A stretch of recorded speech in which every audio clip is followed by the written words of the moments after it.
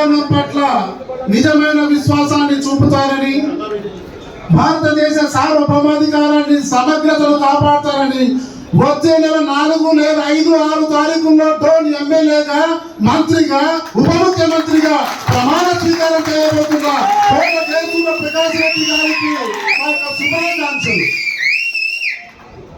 మన కోసం చేసే పనులు మనతోనే అంతరించిపోతాయి, ఇతరుల కోసం చేసే పనులు శాశ్వతంగా నిలిచిపోతాయనే భావన కలిగినటువంటి కోట్ల విజయభాస్కర్ రెడ్డి కుమారుడు కోట్ల సూర్యప్రకాష్ రెడ్డి.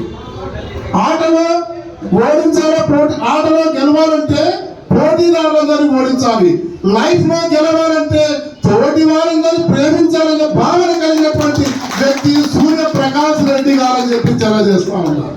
ముఖ్యంగా ఈరోజు భారతదేశంలో ఒక రాజకీయ పార్టీ పుట్టి అనేక ప్రజా సంక్షేమ కార్యక్రమాలు చేసి రాష్ట్రంలోని దేశంలోని అన్ని రాష్ట్రాలు కూడా మార్గదర్శకమైనటువంటి వ్యక్తి నందమూరి తారక రామారావు. అతని జయంతి సందర్భంగా ఇక్కడికి వచ్చినటువంటి కార్యకర్తలకు, నాయకులకు అందరూ కూడా అంజలి, కుసుమాంజలి, హృదయాంజలి చేత నమస్సుమాంజలు తెలియజేస్తా ఉన్నాం.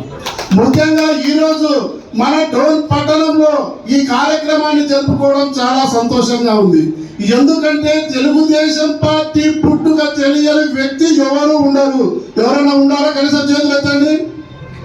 దయచేసి ఎవరు లేరు కాబట్టి అందరికీ తెలుసు కాబట్టి కొంచెం మాత్రమే చెప్తా. ఎందుకంటే రామారావు గారికి 7 మంది కుమారులు, 4 కుమార్తెలు ఉన్నారు.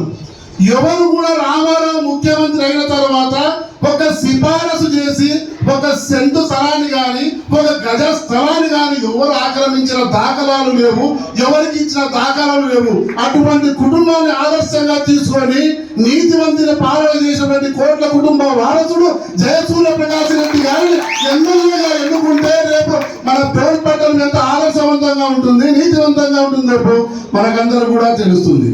ముఖ్యంగా ఈ రోజు అనేకమైనటువంటి సంక్షేమ కార్యక్రమాలు చేసినాడు. ముఖ్యంగా ఆ రోజుల్లో 50 సంవత్సరాల పైబడినటువంటి వీళ్ళందరికీ కూడా తెలుసు. ఆ రోజు వరి అన్నం ఎవరందరూ కూడా తినేవాళ్ళు కాదు. కొర్రలు, సజ్జలు, రాగులు, సంకటితో జీవించే వాళ్ళు. అయితే రామారావు ముఖ్యమంత్రి అయిన తర్వాత ముఖ్యంగా రాయలసీమలో, తెలంగాణలో వరి అన్నం తినిపించే మహాభాగ్యాన్ని కల్పించిన వ్యక్తి ఆ నందమూరి తారకుడు చెప్పి తెలియజేస్తా ఉన్నా. అంతేకాదు ఆ రోజుల్లో అంతకుమున్నటువంటి ప్రభుత్వాలు ఏదన్నా కానీ ఇల్లు కట్టివ్వాలంటే 4 పంగులు 2 ఆకులు ఇచ్చేవి. ఎన్టీఆర్ ఆ విధంగా చేయలేదు. ఇటుకలతో ఇల్లు కట్టించి స్థలాలు సేకరించి వాళ్ళందరూ కూడా ముఖ్యంగా చేనేత కార్మికులందరూ కూడా ఆత్మహత్యలు చేసుకుంటుంటే వాళ్ళని కాపాడడానికి, ఆత్మహత్యల నుంచి నివారించడానికి సీరా ద్రౌపది పథకాన్ని ప్రవేశపెట్టి వాళ్ళకి రంగులు, రసాయనాలు వాళ్ళకి సబ్సిడీ మీద ఇచ్చి వాళ్ళు తయారు చేసిన వస్తువులు ప్రజలకు ఇచ్చి వాళ్ళ ఆత్మనికి కాపాడినటువంటి మహోన్నతమైన వ్యక్తి నందమూరి తారక రామారావు. ముఖ్యంగా అనేకమైనటువంటి సంక్షేమ కార్యక్రమాలు చేసుకుంటా పోతే ఆ రోజు విద్యా వ్యవస్థ అధ్వాన స్థితిలో ఉండేది. కాంపిటీషన్ ఫీజు అనే విధానం ఉండేది. దాన్ని రద్దు చేసి పేద విద్యార్థులకు ఉన్నత విద్యను చేరువ చేసిన వ్యక్తి నందమూరి తారక రామారావు. అంతేకాదు అనేకమైనటువంటి విశ్వవిద్యాలయాలు, అంబేద్కర్ దూర విద్యా కేంద్రం